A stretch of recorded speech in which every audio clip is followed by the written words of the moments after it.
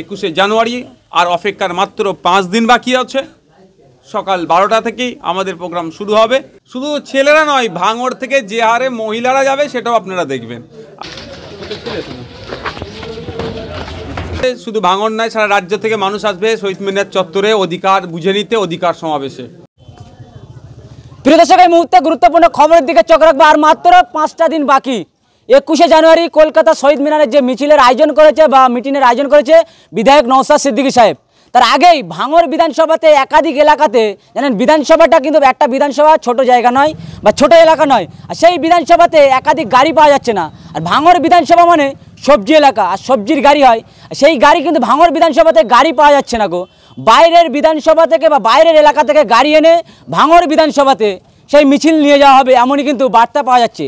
আর বিধায়ক নওশাদ সিদ্দিকী সাহেব তিনি কি জানাচ্ছেন আমাদের ক্যামেরার মুখোমুখি সরাসরি কথা বলবো। এবং এমনই খবর পাওয়া যাচ্ছে, কারণ ভাঙড় বিধানসভা মানে মানুষের একেবারে আবেগ নওশাদ সিদ্দিকী সাহেব। আর সেই নওশাদ সিদ্দিকী সাহেব ডাক দিয়েছে ভাঙড়ের মানুষ বাড়িতে থাকবে না, এমনটাই কিন্তু বার্তা। এবং কিন্তু মহিলারাও তারাও কিন্তু আসছে কলকাতাতে। তাহলে কি বার্তা জানাচ্ছেন ভাঙড়ের বিধায়ক পরিচালক নওশাদ সিদ্দিকী সাহেব? দেখতে থাকুন বিস্তারিত খবর আইএসএফ বাংলার পর্দায়। 21শে জানুয়ারির সামনে আইএসএফের প্রতিষ্ঠা দিবস, তার আগেই যে খবর আসছে যে হাতিশালা 6 লাইনে আপনার গাড়ি আক্রমণ করা ছিল, সেই এলাকাতেই আবার একটা সম্ভাবনা আসছে আক্রমণের। কি বলবেন? এসব ভুলভাল খবর যারা দিচ্ছে, ভয় দেখানোর চেষ্টা করছে যাতে ভাঙড় থেকে কম যায়। এটা একবার গাড়ি আটকে আমাদের উপরে হিংসা করে কি খেসরা দিতে হলো দেখলে তো। সারা রাজ্যের মানুষ ছিছি করলো এবং আমাদেরকে জেলে মিথ্যাভাবে আটকে রাখার ফলে আপনার সাগরদিঘির সিটটা লস হয়েছিল। এরপরে যদি এই ধরনের কর্মকাণ্ড কিছু করবে না, আমি দায়িত্ব নিয়ে বলছি, করার প্রশ্ন আসছে না।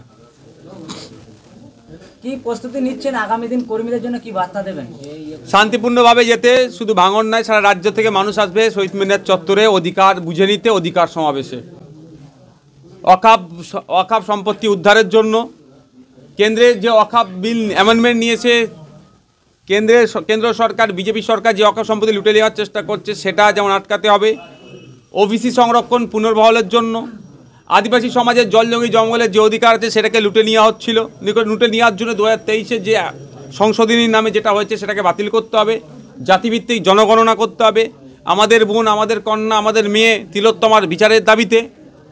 সাথে সাথে নিত্য প্রয়োজনীয় জিনিসের যেভাবে দাম বেড়ে যাচ্ছে সেটাকে রোধ করতে হবে।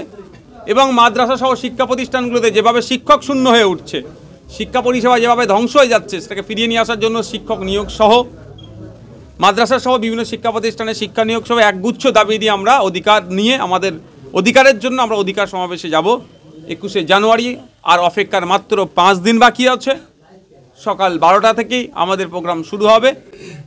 এই জন্যই সারা কর্মী সমর্থকদের কাছে আমাদের বার্তা দেওয়া আছে, আপনারা আপনাদের এলাকা থেকে দায়িত্ব করে নিয়ে এসে মানুষজনকে সভাস্থলে নিয়ে আসবেন, সভা থেকে দায়িত্ব সহকারে বাড়িতে পৌঁছে দেবেন। ভাঙড় 2 নম্বর ব্লক আপনারই বিধানসভা, সেই বিধানসভাতে র্যামরামিয়ে চলছে, খাল বোঝাই করে একেবারে দোকান পাশারি না, সেগুলো কিছু খবর পেয়েছি, আমরা সেগুলোকে অভিযোগ দায়ের করেছি কনসার্ন ডিপার্টমেন্টের পক্ষ থেকে। আশা করছি অ্যাকশন নেবে, কারণ ইরিগেশনের জায়গা যেগুলো যা আছে, যেগুলো পিডব্লিউডির আছে, সেগুলো জায়গা, সেই সমস্ত জায়গাগুলোতে আমরা কমপ্লেন করছি।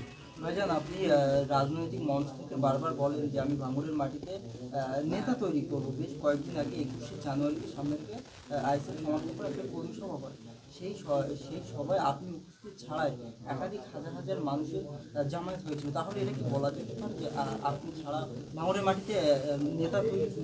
আমি তো বারবার চাই পিছড়েবর্গ থেকে নেতা হয়ে আসুক। আর বড় ভাইজান বারবার বলে যে যারা আসছেন, যারা সামাজিকভাবে রাজনৈতিকভাবে পরিপূর্ণতা না পেলেও সামাজিকভাবে যাদের দৃষ্টিভঙ্গি পজিটিভ, তাদেরকে এগিয়ে নিয়ে আসার জন্য। আপনি অত দূরে যাচ্ছেন কেন? আপনাদের এখানে যে রেকর্ড আপনারা করলেন ভাঙড়ের মানুষকে দেখুন না। আমি 2022-এ রক্তদান, সম্ভবত ছিল না 2023-এ রক্তদান শিবিরে করেছিলাম। আমি 2720 জন হয়েছিল, সেটা সম্পূর্ণ চাপ আমি নিয়েছিলাম, আমি তত্ত্বাবধান করেছিলাম, হ্যাঁ, আমাদের নেতাদের সহযোগিতা নিয়ে। আর এই বছরে 2025 সালে যে রক্তদান শিবির হয়েছে ভাঙড়ে, সত্যি বলছি আমি 10% চাপ নিয়েছি, 90% চাপ আমাদের অঞ্চলের নেতারা নিয়েছে। আবার দেখুন এবারের সংখ্যায় 3567 জন রক্ত দিয়েছে, শুধু টেকনিক্যাল এররের জন্য, একটু টেকনিক্যাল সমস্যার জন্য আমরা ওটাকে 5000 কোটা করে পূরণ করতে পারলাম না। আশা করছি আগামী দিনে হবে। তো এখন আবার নতুন করে কি প্রমাণ দিতে হবে?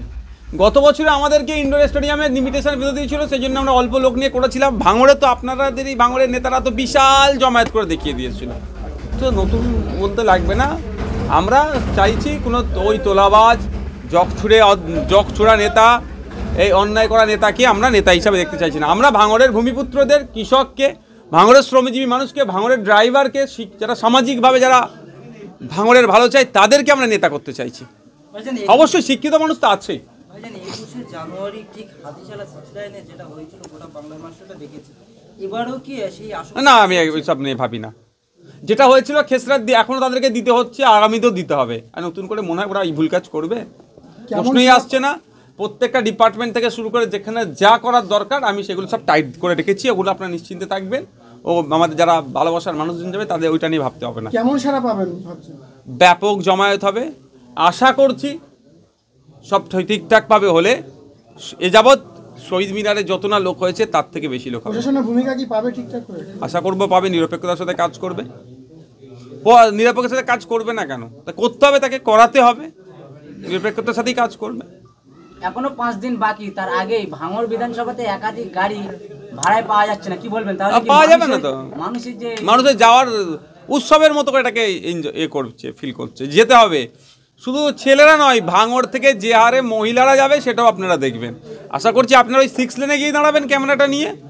6 লেনে ওই মোড় দিয়ে কত গাড়ি পাস হচ্ছে ভাঙড়ে আপনারা দেখবেন। কিছুদিন আগে আমরা দেখেছিলাম রক্তদান শিবির মহা উৎসব একটা উঠেছিল, ফের আবার দেখছি এই যে 21শে জানুয়ারি নিয়ে আপনি হচ্ছে পাড়াতে হচ্ছে। সকালে উঠে পতাকা উত্তোলন করবে, তারপরেই গাড়ি নিয়ে কলকাতায় শহীদ মিনার চত্বরে চলে যাবে অধিকারের জন্য। Thank you.